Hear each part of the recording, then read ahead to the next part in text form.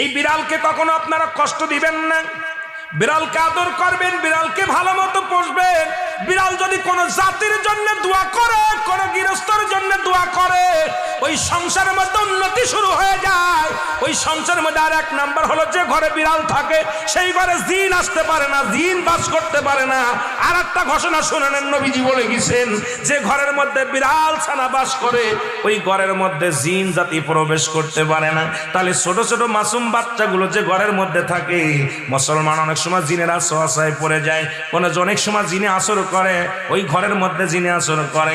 যে ঘরের মধ্যে বিড়ালকে আদর করে বিড়াল থাকে, ওই ঘরের মধ্যে বিলাই বিড়াল বিড়াল বিলাই বিলাই, এইটা যার ঘরের মধ্যে আছে এই ঘরের মধ্যে দুষ্ট জিনেরা আসতে পারে না। জোরে জোরে চিল্লায়া বলা যাবে না মারহাবা। একবার নবী সুলাইমান আলাইহিস সালাম শুনতে পাইলেন পাশের বাড়িতে একটা কুকুরকে কষ্ট দিয়ে